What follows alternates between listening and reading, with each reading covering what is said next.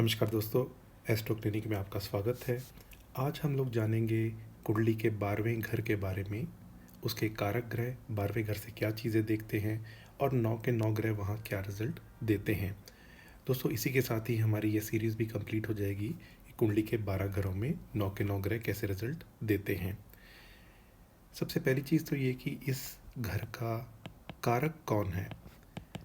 12th house जो होता है ये होता है विनाश का, खर्च का। इसलिए इस घर से हम जो कारक होते हैं वो शनि होते हैं, क्योंकि शनि का अधिकार है कर्म पे, फल पे। हमारे अच्छे कर्म नहीं होंगे, अच्छे फल हमें नहीं मिलेंगे तो सर्वदा विनाश ही होगा। ये क्योंकि लगन से भी 12वां घर होता है तो इसलिए ये शरीर के भी विनाश को दर्शाता है। अब हम लोग जानते हैं कि इस घर से क्या क्या चीज़ें देखी जाती हैं। दोस्तों, परमानेंट जो फॉरेन सेटलमेंट है वो 12th हाउस से देखी जाती है। हालांकि ट्रैवल करना 3rd हाउस से देखा जाता है। लॉन्ग डिस्टेंस ट्रैवल किसी कंट्री में गए, कुछ महीने रहे, वो 9th हाउस से देखा जाता है। जल यात्रा की वो 8वें घर से देखा जाएगा। हवाई यात्रा की वो 7वें घर से देखा जाएगा। लेकिन परमानेंटली कहीं जाके आप बस गए तो वो 12th हाउस से देखा जाता है। दोस्तों, वहीं 4th हाउस होता है हमारे मदरलैंड का। अगर किसी की भी कुंडली में फोर्थ हाउस में शुभ ग्रह हों, जैसे गुरु हैं या बुध हैं, चंद्रमा हैं, तो वो इंसान अपने बाहर चला भी जाएगा घूमने फिरने, लेकिन लौट के अपने घर पे आ जाएगा, यानी अपने घर में सेटल होगा। लेकिन फोर्थ हाउस में अगर पापी प्लैनेट्स हों तो फिर वो इंसान को अपने होमलैंड से परे ले जाते हैं, जैसे मंगल हो, शनि हो, राहु हो, केतु हो। Foreign settlement in general 12th house से देखी जाती है। इसके अलावा जिसे हम बोलते हैं इनकार्सरेशन, यानी किसी इंसान को घर से उठा के जेल में डाल दिया गया, रीहैब में डाल दिया गया, या जो भी ऐसी जगह होती हैं जहाँ पे इंसान को बंद करके रखा जाता है कुछ पीरियड के लिए या कुछ सालों के लिए, वो भी 12th हाउस से देखा जाता है। जैसे मैंने बताया, खर्च तो यहाँ से देखेंगे ही। इसके अलावा हमारी जो bedroom life, husband wife, boyfriend girlfriend, जो भी बेडरूम लाइफ या बेडरूम प्लेजर्स होते हैं वो भी 12th हाउस से देखा जाता है। जैसे आप भोग कह सकते हैं। जैसे कोई घूमने फिरने गया तो पैसे खर्च करेगा, इंजॉय करेगा, ट्रैवल करेगा, तो भोग कर रहा है, तो ये भी चीज़ यहीं से देखी जाती है। हमारी जो नींद है, हमारी नींद अच्छी होगी, नींद बुरी होगी, हम कई घंटे सोएंगे लेकिन नींद पूरी नहीं होगी, तो वो भी यहीं से देखी जाएगी। हॉस्पिटल के खर्चे, हॉस्पिटल एक्सपेंसेस, वो भी यहीं से देखे जाएंगे। इसके अलावा अगर हम शरीर की बात करें तो पैरों का जो निचला हिस्सा होता है वहाँ पे कोई मोच आ गया या तलवा हो गया, वो यहीं से देखी जाएगी। दोस्तों, इतनी जानकारी के बाद अब हम आगे बढ़ जाते हैं और बात करेंगे कुंडली के 12th हाउस में 9 के 9 ग्रह क्या रिजल्ट देते हैं। यहाँ मैं आपको बता दूं कि ये जो सूर्य से लेके बृहस्पति तक ये देवता ग्रुप में आते हैं, शुक्र से लेके केतु तक ये दानव ग्रुप में आते हैं, तो ये दोनों आपस में एंटी पार्टी हो गए। वहीं बुध इकलौते ऐसे ग्रह हैं जिनकी सभी से बनती है सिवाय चंद्रमा और मंगल के, तो ये इनके शत्रु हैं। ये इन सभी ग्रहों की अपनी राशि है और राहु केतु की राशि नहीं होती, और ये इनकी उच्च राशि है और नीच राशि है। ये मैं पिछले वीडियोस में भी बताता आया हूँ, तो इसलिए मैं इनको रिपीट नहीं करके जस्ट आपके सामने लिखा हुआ है, तो आप इसको देख सकते हैं। दोस्तों, सबसे पहले बात करेंगे 12th हाउस में सूर्य देव की। अगर आप सुबह के तकरीबन 8 से 10 बजे के बीच में पैदा हुए हैं, ये 7:30 भी हो सकता है, 10:30 भी हो सकता है, डिपेंडिंग अपन आप कौन से शहर में हैं, तो आपका सूर्य यहाँ पे होगा। 12th हाउस में अगर सूर्य होगा तो ये क्योंकि नींद का घर है, आराम का घर है, तो ऐसा इंसान थोड़ा सा झगड़ालू होगा, खर्चा व्यर्थ करेगा और थोड़ा आलसी भी होगा। वो उसके मित्र कम होंगे और वो बुद्धि का भी उपयोग कम करेगा। ऐसा इंसान जो गुप्त ज्ञान होता है या जो परामानसिक, जिसे हम जिसके ऊपर आजकल पैरानॉर्मल एक्टिविटीज़ ये सारी चीज़ें बनती हैं, उसमें विशेष रुचि रखेगा। जो भी प्लेनेट यहाँ बैठा होगा तो उनकी दृष्टि 6th हाउस पे पड़ेगी। तो 6th हाउस पे जो दृष्टि पड़ेगी सूर्य की, उसकी वजह से ऐसे इंसान के शत्रुओं का विनाश होता है, लेकिन ऐसे इंसान के अपने मित्रों से भी अच्छे संबंध कोई खास नहीं होते। अब सूर्य अगर मित्र राशि में हो, अपनी राशि या उच्च राशि में हो, तो ऐसा इंसान के अंदर धैर्य होगा, पेशेंस, सहन शक्ति होगी, वो प्रतिष्ठा भी प्राप्त करेगा। ऐसा इंसान इंडिपेंडेंट थॉट वाला होगा और धन कमाने के लिए हमेशा ललायत रहेगा, यानी कोई ना कोई सोर्स इनकम बन जाए उसके लिए वो कोशिश करेगा। लेकिन अगर सूर्य शत्रु या नीच राशि में हो तो ऐसे इंसान के अंदर घमंड आ जाएगा, भाग्य की कमी हो जाएगी, और ऐसा इंसान जो लोग सत्ता पे स्थित हैं उनसे भी कष्ट प्राप्त करता है, और प्रियजनों की मृत्यु से और शत्रुओं से वो दुखी होता है। तो सूर्य के बारे में आपने जाना और मैंने आपको टाइम भी बता दिया। टाइम मैं इसलिए बता रहा हूँ दोस्तों, जब आप कभी भी किसी की कुंडली का विचार करते हैं, अभी आपने कुंडली खोली, अभी आपने उसे देखना शुरू किया और लोग आपकी तरफ देखते हैं कि आपको क्या आता है क्या नहीं आता, तो ये अच्छे एस्ट्रोलॉजर बनने के कुछ टिप्स हैं कि आप जैसे कोई आपको टाइम बताए तो बिना कुंडली खोले आप बताएं अच्छा इसका मतलब आपका सूर्य वहाँ होगा, तो लोग बड़े हैरान हो जाते हैं कि अरे आपको कैसे पता कि सूर्य वहाँ होगा, अभी तो आपने कुंडली देखी ही नहीं। तो ये थोड़ा सा आपको मैं वैसे बता देता हूँ। फर्स्ट हाउस में अगर सूर्य हो तो सुबह का जन्म होता है, और अगर सेवन्थ हाउस में सूर्य हो तो शाम का जन्म होता है। शिखर दोपहर का जन्म टेंथ हाउस में होगा, और मिडनाइट का जन्म जो होगा वो फोर्थ हाउस में होगा। तो कुछ चीज़ें आप ऐसे ही कर सकते हैं जिससे आपकी नॉलेज, क्योंकि नॉलेज होना अलग बात है, समझाना अलग बात है, दिखाना अलग बात है, लेकिन दिखावा नहीं करना चाहिए। खैर आगे बढ़ जाते हैं और बात करेंगे 12वें भाव में चंद्रमा की। दोस्तों चंद्रमा एक नैसर्गिक तौर पे शुभ ग्रह है। ट्वेल्थ हाउस में अगर चंद्रमा होगा तो ऐसे इंसान को अकेले रहना पसंद होगा, यानी अगर वो जॉइंट फैमिली में भी रहेगा तो वो अपने टेबल चेयर पे रहेगा या अपने उस पे रहेगा कि मेरी इंडिपेंडेंट मैं रहूं, और घर में शोर वगैरह है तो वो ईयरफोन लगा के रखेगा कि वो अपने एकांत में रह के खुश है। ऐसा इंसान चिंता थोड़ी ज़्यादा करेगा, आलसी भी होगा, और वो खर्च ज़्यादा करेगा, और कहीं ना कहीं अपने स्वार्थ का उसे पता होता है। क्योंकि ये एक शुभ ग्रह है तो चंद्रमा यहाँ होने से इन जनरल इंसान की जो नींद है वो अच्छी होगी। चंद्रमा की भी दृष्टि पड़ेगी सिक्स हाउस पे, जिसकी वजह से ऐसा इंसान शत्रुओं से या कर्जे से दुखी रहता है और कष्ट भी पाता है। कहीं ना कहीं शत्रु ऐसे इंसान को परेशान करते हैं, और क्योंकि चंद्रमा एक शुभ ग्रह है तो वो उनके प्रति लड़ने झगड़ने की बजाय सोचता है इनको इग्नोर करो, ज़्यादा अच्छा है। इसके अलावा कहीं न कहीं इंसान को गुप्त रोग भी हो सकते हैं, और खर्चा ज़्यादा होता है और व्यर्थ भी होता है। ऐसा इंसान अपने मित्रों पे भी खर्च करता है, जैसे कई लोग किसी दूसरे को सलाह देके मदद करते हैं, तो ऐसा इंसान अपने मित्रों को धन देके भी उनकी मदद करने की कोशिश करता है। उसका रीज़न ये है कि 11th हाउस मित्रों का होता है और 12th हाउस मित्रों का धन हो गया। तो इसलिए ऐसा इंसान अपने मित्रों पे धन खर्च करना कि उन वो कहीं फंसे हुए हैं उनको मैं निकालने की कोशिश करूं, तो इस ऐसा भी करता है। दोस्तों चंद्रमा की दृष्टि की हमने बात की, अब हम जानेंगे कि चंद्रमा मित्र राशि में हो, अपनी राशि में हो, उच्च राशि में, तो क्या करेंगे। चंद्रमा अगर मित्र राशि में ही हो ट्वेल्थ हाउस में, तो फिर वो जो भी खर्चे करेगा वो काम की चीज़ों के ऊपर करेगा, यानी वो खर्चा करेगा ज़रूर लेकिन काम की चीज़ों पे करेगा। उसे लगेगा कि मैं ये फ़ोन ले लेता हूँ, ये इन्वेस्टमेंट है, इस तरीके से वो सोचेगा। उसकी जो वाणी होगी वो भी बहुत अच्छी होगी। चंद्रमा अगर मित्र राशि में होंगे तो इन जनरल अच्छे रिजल्ट देंगे, जैसे ये सारी चीज़ें मैंने आपको बताई, फॉरेन में जाएगा तो अच्छा करेगा, और चंद्रमा क्योंकि जल के कारक हैं तो फॉरेन कंट्री में भी जाएगा तो जल के स्रोत्र के पास रहेगा। जैसे कनाडा गया तो हो सकता है वैंकूवर में रहे, अमेरिका गया तो हो सकता है न्यूयॉर्क कैलिफोर्निया में रहे, या अगर कहीं पैसिफिक कंट्रीज़ में जाएगा तो हो सकता है ऑस्ट्रेलिया में मेलबर्न या गोल्ड कोस्ट जो समुद्र के पास के एरियाज़ हैं वहाँ जाके ज़्यादातर रहने की स्थिति बनती है। दोस्तों अगर मित्र राशि में चंद्रमा हो तो जैसा मैंने आपको बताया कि इन सारी चीज़ों से उसको फ़ायदा होगा, और उसकी जो वाणी है वो भी मधुर होगी। लेकिन चंद्रमा अगर शत्रु राशि में हो तो फिर ऐसा इंसान काफ़ी अकेला रहना पसंद करेगा और चिंताग्रस्त भी होगा, और उसे कहीं ना कहीं कफ संबंधित रोग भी हो सकते हैं। अगर और ग्रह साथ दें तो ऐसा इंसान एकांत प्रिय होते होते कहीं ना कहीं सोचेगा कि मैं संन्यास ले लेता हूँ, अगर और ग्रह भी ऐसा साथ दे। दोस्तों चंद्रमा के बाद अब हम आगे बढ़ जाते हैं, बात करेंगे मंगल देव की।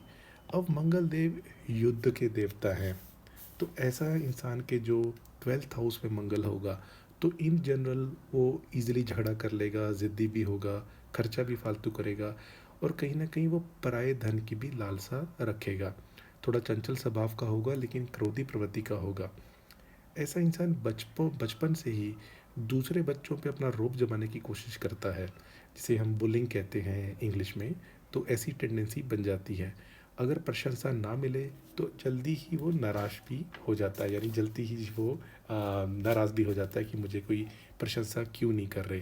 क्योंकि इस घर से हम ये सारी चीज़ें देखते हैं, जैसे जेल यात्रा, बेडरूम लाइफ, अगर और ग्रह सहयोग करेंगे या साथ में होंगे तो कहीं ना कहीं जेल यात्रा वगैरह के योग बढ़ जाते हैं, क्योंकि मंगल को पुलिस का कारक कहा गया है। कई लोग आपने देखा होगा अभी अमेरिका से डिपोर्ट होके आ रहे हैं, और मैं तो एक वीडियो देख रहा था यूट्यूब पे, वो अपने जो एक ट्रक पे वो डिपोर्टेड फ्रॉम यूएस का स्टिकर और अमेरिका का स्टिकर लगा के एक इंसान घूम रहा था। तो मंगल क्योंकि पुलिस के कारक है, 12वें घर में हो, तो ऐसा इंसान विदेश में जाके पुलिस के साथ कुछ पंगा ज़रूर लेता है, यानी पुलिस पकड़ लेगी या कुछ ऐसे काम में भी इन्वॉल्व हो जाएगा। 12th हाउस में अगर मंगल हो तो इनकी 203 दृष्टियाँ हैं, चौथी, सातवीं और आठवीं। सप्तम दृष्टि 6th हाउस में पड़ेगी, जिसकी वजह से शत्रुओं के ऊपर वो लड़ने की कोशिश करेगा, यानी आप कह सकते हैं शत्रु को परेशान करेगा, खुद भी परेशान होगा, तो उलझन में पड़ा रहेगा। धर्म कर्म में आस्था कम होगी। 12th हाउस कालपुरुष की कुंडली में क्योंकि गुरु का है, गुरु यानी ज्ञान, तो इसलिए ऐसा इंसान थोड़ा सा धर्म के प्रति कम ही आस्था रखेगा। लोन अगर ले ले तो लोन चुकाने में दिक्कत होगी, आँखों की परेशानी भी हो सकती है, और खर्चा ऐसा इंसान ज़्यादा करता है। अगर हम फोर्थ एस्पेक्ट की बात करें तो वो 3rd हाउस पे पड़ेगी, जिसकी वजह से ऐसा इंसान पराक्रमी होगा, भाग्यवान होगा, लेकिन उसके भाइयों के सुख में कमी आ जाएगी। 12th हाउस में जो मंगल हैं उनकी एक दृष्टि पड़ेगी सप्तम स्थान पे, जिसकी वजह से उसकी स्पाउस के साथ उसकी अनबन रहेगी और मनमुटाव होगा। बिजनेस पार्टनर के साथ भी व्यर्थ ही ऐसा इंसान झगड़ा करके बैठ जाएगा। मंगल अगर मित्र राशि में हो, अपनी राशि में हो, उच्च राशि में हो, तो फिर उसके स्वभाव में जितने भी जो मैंने ये नेगेटिव चीज़ें बताई वो कम हो जाएंगी। वो खुश रहने वाला होगा, मेहनती होगा, बलवान होगा, धन इकट्ठा करेगा, घूमने फिरने का भी शौक होगा उसे, यानी यात्रा पे जाएगा, बुद्धि भी तेज होगी, और वो उसकी जो एकाग्रता है वो भी अच्छी होगी और सुखी बनेगा। लेकिन अगर मंगल कहीं शत्रु राशि में हो, नीच राशि में हो, तो फिर उसे कई अनेक प्रकार के नुकसान उठाने पड़ते हैं। जैसा मैंने बताया, जेल जाने की संभावना भी बढ़ जाती है, हेल्थ भी उसकी ख़राब होती है, तो इन सभी रीजंस की वजह से उसे हॉस्पिटल के चक्कर लगाने पड़ सकते हैं। तो 12th हाउस से हमने ये सारी चीज़ें स्टडी की मंगल के लिए। दोस्तों अब बात करेंगे बुध देव के लिए। बुध देव आप देख रहे हैं यहाँ पे कि ये कालपुरुष की कुंडली में इनकी नीच राशि बन जाती है 12 नंबर। तो 12th हाउस में बुध होंगे तो क्या करेंगे। अब ये एक शुभ प्लेनेट है, लेकिन गलत घर में बैठ गए तो क्या होगा। 12th हाउस में अगर बुध होंगे तो ऐसा इंसान थोड़ा आलसी होगा, क्रूर होगा, जो एजुकेशन है वो थोड़ी कम प्राप्त करेगा, उसकी भाषा थोड़ी कठोर होगी और दुखी होगा। उसको जो इन जनरल उसे ऐसा एक भय रहेगा कि मुझे कहीं सरकार की तरफ से कोई राजदंड ना मिल जाए। राजदंड का अर्थ है कि जैसे उसने कोई गवर्नमेंट के कोई वो पे करने थे चालान, वो टाइम पे पे नहीं किए, या जो इनकम टैक्स पे करना था, तो गवर्नमेंट की तरफ से उसे थोड़ा डर रहेगा। अब बुध देव की तो एक ही दृष्टि है जो 6th हाउस से पड़ेगी, जिसकी वजह से ऐसे इंसान को नौकरों के कारण हानि उठानी पड़ सकती है, क्योंकि 6th हाउस हम देखते हैं नौकरों के लिए।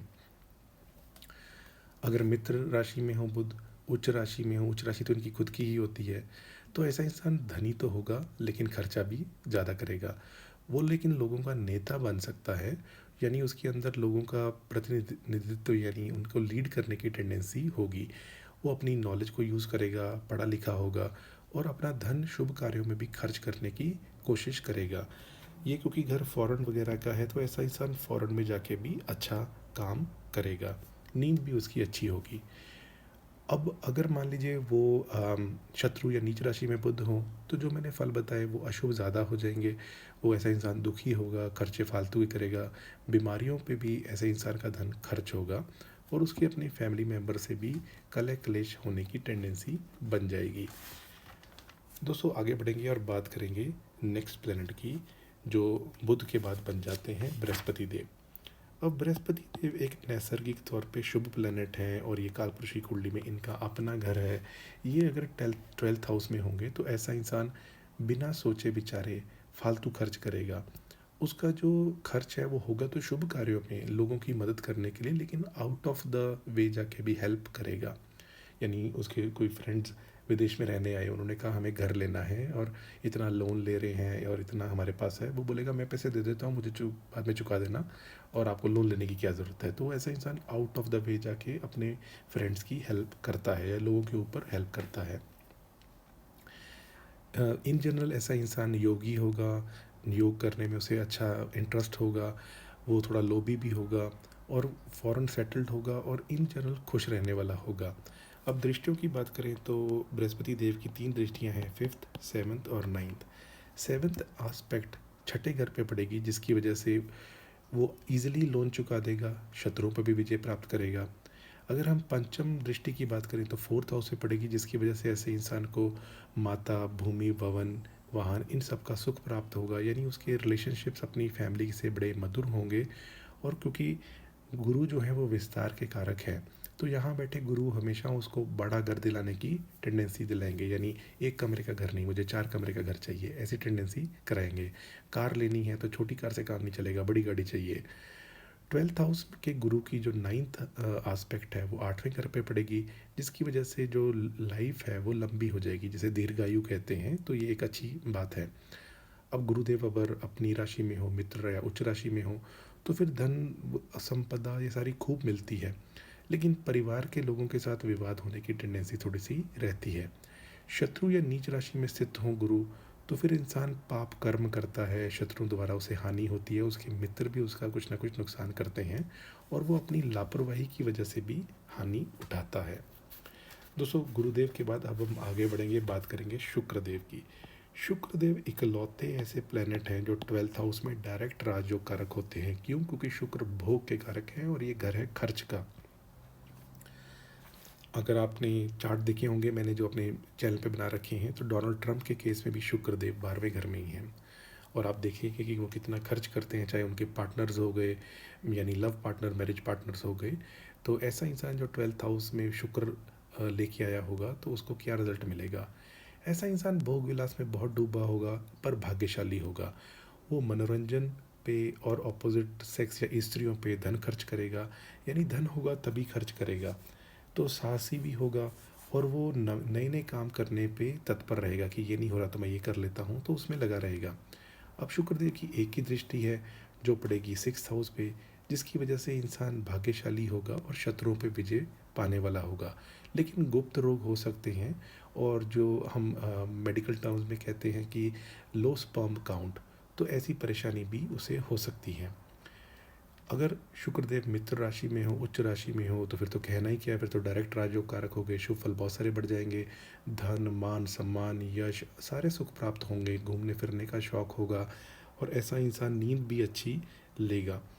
अगर हम कहें कि शुक्र नीच राशि या फिर अपनी शत्रु राशि में हो, तो धन की कमी हो जाएगी, काम प्रवृत्ति ज़्यादा होगी और इसके अलावा वो बुद्धि भी कहीं ना कहीं गलत चीज़ों पे यूज़ करेगा और स्वार्थी भी बनेगा।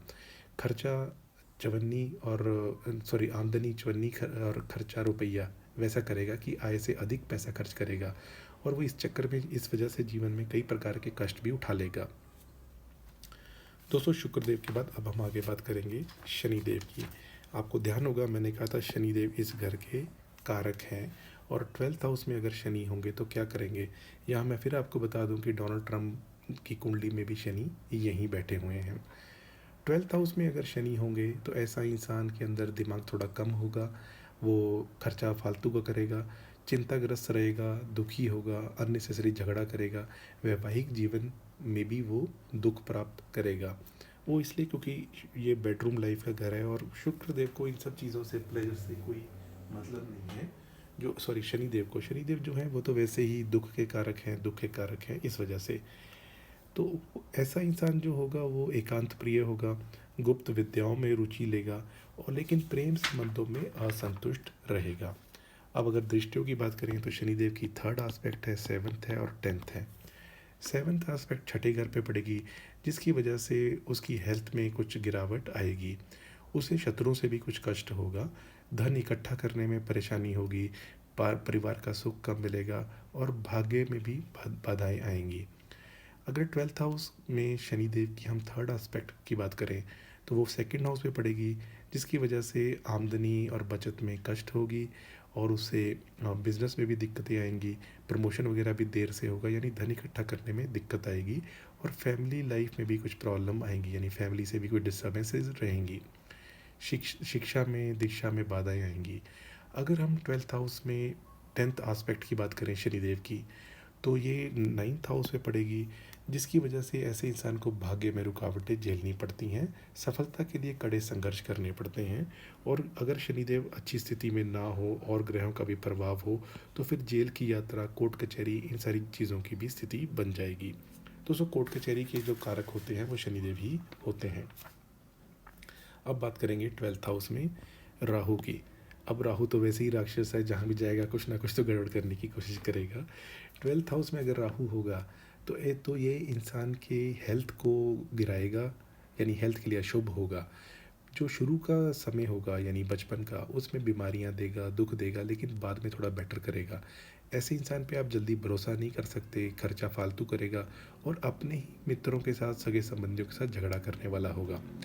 12th हाउस में अगर राहु होंगे तो इनकी दृष्टि छठे घर पे पड़ेगी, जिसकी वजह से ऐसा इंसान शत्रुओं पे हावी रहेगा, माया फैला के मायावी तरीके से उनके ऊपर हावी रहेगा। ऐसा इंसान अचानक कोई बहुत बड़े कर्जे में भी डूब जाता है।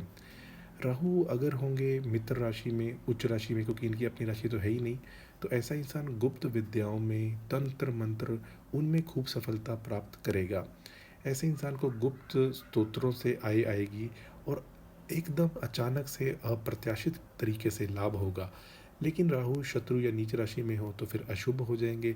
तो ऐसे इंसान की जो संपत्ति है उसका नाश होगा, प्रेम संबंधों में दिक्कत होगी, व्यर्थ ही व्यय करता रहेगा। और क्योंकि ये घर बेडरूम प्लेजर्स का भी है, तो अलग अलग तरीके के, जैसे आपने देखा होगा कुछ जो वीडियोस होते हैं जिनमें किसी को चेन से बांध के फिर उनके साथ संभोग या सेक्स किया जाता है, तो ये अलग अलग तरीके की जो ऊट पटांग तरीके की हरकतें होती हैं वो राहु 12th हाउस में बैठा हुआ करवाएगा।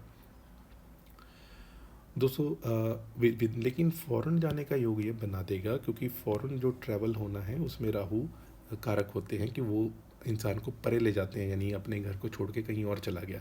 अगर नहीं जाएगा तो अपने घर को छोड़ के जेल जाने की नौबत भी आ जाएगी। अब 12th हाउस में अगर केतु हों, केतु अगर 12th हाउस में होंगे तो ऐसे जातक की जो आँखें होंगी वो बहुत मधुर होंगी, उसकी ज़ुबान बहुत मीठी होगी, उसका उसका गला बहुत अच्छा होगा कि वो अच्छा सिंगर बन सकता है, शिक्षा भी अच्छी प्राप्त करेगा और राजा से सम्मान प्राप्त करेगा और बहुत अच्छा कवि बन सकता है। अब केतु देव की भी अपनी राशि नहीं है, तो अगर ये मित्र राशि या उच्च राशि में हो तो शुभ प्रभाव जो मैंने बताया वो बढ़ जाएंगे। ऐसा इंसान कार्य कुशल होगा, भाग्यशाली होगा। लेकिन अगर केतु शत्रु या नीच राशि में हो तो ऐसा इंसान अवैध संबंधों में लिप्त होता है, यानी मैरिज है तो और भी रिलेशनशिप चल रहे हैं तो कुछ ना कुछ ऐसे चीज़ें करेगा, अनैतिक कार्यों से धन भी इकट्ठा करेगा। लेकिन फिर भी 12th हाउस का जो जो केतु है वो मोक्ष प्राप्त कराने के लिए कारक होता है, यानी पिछले जन्मों में ऐसे काम किए हुए हैं कि कुछ चीज़ें रह गई हैं। ऐसा इंसान धर्म कर्म में रुचि ले, साधना करे, आध्यात्म से जुड़े, तो या गुप्त विद्याओं से जुड़े, तो ये सारी चीज़ें करेगा तो वो अच्छे राह पे जाके मोक्ष प्राप्त भी कर सकता है। लेकिन अगर उसने दूसरा तरीका पे लग गया, यानी धूर्त हो गया, लोगों को ठग गया, गुमराह कर लिया, तो उसके गुप्त शत्रु बनेंगे तो फिर वो उनसे परेशानी झेलेगा। तो दोस्तों, आज आपने जाना कुंडली के 12वें घर के बारे में, उसके कारक क्या चीज़ें हम यहाँ से देखते हैं और 9 के 9 ग्रह क्या रिजल्ट देते हैं। इसी के साथ हमारी ये सीरीज़ भी ख़त्म हो गई। उम्मीद है आपको ये वीडियो अच्छा लगा होगा। अगर अच्छा लगा तो इसको लाइक कर दीजिए। आपके लाइक से यूट्यूब इस वीडियो को और ज़्यादा फैलाएगा और लोगों के पास जाएगा। और अगर आपने चैनल अभी तक सब्सक्राइब नहीं किया तो प्लीज़ सब्सक्राइब माई चैनल। आज के लिए इतना ही। आपका बहुत बहुत आभार।